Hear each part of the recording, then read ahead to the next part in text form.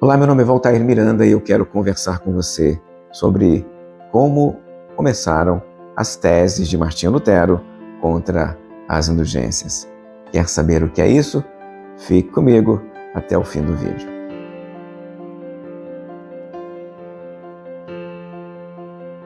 As experiências espirituais de Lutero, seus problemas e as soluções que ele encontrou foram resultado de um processo contínuo. Ele foi um homem de gestos dramáticos, como foi o caso de sua decisão monástica após um voto durante uma tempestade. É possível apontar que, de alguma maneira, alguma forma de ansiedade acumulada acerca da salvação, algo tão típico da Europa medieval, levou Lutero para o monastério. E uma vez dentro do monastério, não houve qualquer mudança no seu estado espiritual, no seu estado de alma. Antes, uma gradual e perigosa intensificação de suas ansiedades espirituais. Ou seja, parece que as coisas ficaram piores do que estavam antes. Lutero tentou fazer de si mesmo um modelo de monge. Ele escreveu: "Eu fui um bom monge, segui a minha ordem tão estritamente que se um monge algum dia fosse para o céu por sua disciplina monástica, eu seria esta pessoa. Todos os meus irmãos que me conheciam concordariam comigo sobre isso. Eu continuava a me exercitar nas vigílias, nas orações, nas leituras e outras obras, quase levando minha vida até a morte." Perceba que esta ansiedade pela situação após a morte, pelo seu destino final, clamava no interior de Lutero por uma solução. Lutero era dominado por uma combinação, então, de culpa e tentação. Ele era afetado pela demanda da justiça de Deus e, ao mesmo tempo, ele entendia que não havia nada que ele pudesse fazer. Desde que cada homem é um pecador, as boas obras que ele tenta fazer em obediência à lei de Deus são em vão, porque são provocadas por interesses mesquinhos e pela corrupção de sua vontade. Eles fazem porque querem alguma coisa de Deus e, por isso não funciona.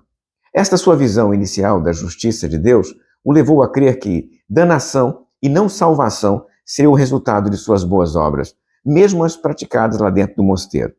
Essa crise levou ao estudo profundo e atento da Escritura Sagrada. E foi nas cartas de Paulo que Lutero encontrou um caminho para as suas ansiedades. A solução poderia ser reduzida a uma simples fórmula: o justo será salvo pela fé. Não existe mais qualquer necessidade de boas obras. É a justiça de Deus que veste o pecador de justiça. Deus creditava ou imputava a justiça dele aos pecadores. Ao homem bastava uma resposta de fé. E Lutero insistia, somente a fé. O momento exato em que ele fez esta descoberta é debatido, mas foi entre 1513 e 1519. Academicamente, o Lutero estava se movendo das suas antigas bases filosóficas para se tornar um apaixonado pelos estudos bíblicos. Ele aprendeu a ler a Bíblia em hebraico, idioma do Antigo Testamento, aprendeu também a ler em grego, idioma do Novo Testamento. Ele recebeu o seu doutorado em teologia ali em 1511, em outubro de 1511, e deu uma série de aulas expositivas nos livros da Bíblia, começando com Salmos, depois Romanos, depois Gálatas, depois Hebreus. O radicalismo de Lutero neste tempo era acadêmico, envolvendo a repúdia a um sistema intelectual de pensamento medieval que ele entendia estar obsoleto, envelhecido. Ele estava convencido que o escolasticismo era fútil e se concentrou na leitura da Bíblia. Para Lutero, o link para acessar diretamente a Deus era a Escritura. Em seus interesses bíblicos, ele fez uso da edição grega de Erasmo de 1516. E ele estava, assim, alinhado com os humanistas daquela época, apesar de não se identificar explicitamente com o humanismo, com o movimento humanista, como ele é formalmente conhecido. Lutero também não era um místico, ou seja, um crente na união direta com Deus através da contemplação. A sua descoberta da justificação pela fé era uma espécie de garantia, mas garantia bíblica, não garantia mística. A doutrina católica das indulgências certamente ameaçava o seu ponto de partida. a justificação pela fé. E por isso ele a atacou diretamente. Mas então, o que eram as indulgências? Eram vinculadas com a doutrina da confissão e da penitência. Segundo este rito, o indivíduo periodicamente, ao menos uma vez ao ano, deveria procurar um sacerdote que estava capacitado para absolvê-lo, remi-lo de seus pecados, agindo no lugar de Cristo. Mas mesmo após o perdão dos pecados, a culpa permanecia e precisava ser limpa, o que era alcançado através de penitências e boas obras durante a vida. No final, se alguma culpa ainda restasse após a morte, a pessoa precisava purificar aquela culpa, passando algum tempo num lugar chamado purgatório. Como ninguém sabia exatamente quanta culpa permanecia nas almas humanas, a maioria das pessoas não tinha a menor ideia de quanto tempo ia passar no purgatório. Só sabia com certeza que não ia diretamente para o céu, porque somente as pessoas mais santas iam diretamente para o céu. Iam todas para o purgatório. E aí, a preocupação era quanto tempo eu vou ficar no purgatório. Para tratar destas preocupações, a igreja providenciou o tesouro dos méritos. Segundo este sistema doutrinário, a bondade e a graça acumulada por Cristo e pelos santos durante a história, além do que eles precisavam para ingressar no céu, formaram um estoque de méritos que era administrado pela igreja, que podia passar para os cristãos, apressando a sua saída do purgatório. A doutrina das indulgências foi elaborada durante as cruzadas medievais, quando a igreja garantiu aos cruzados que aqueles que morressem em combate teriam suas culpas canceladas na outra vida, fazendo com que não precisassem passar pelo purgatório.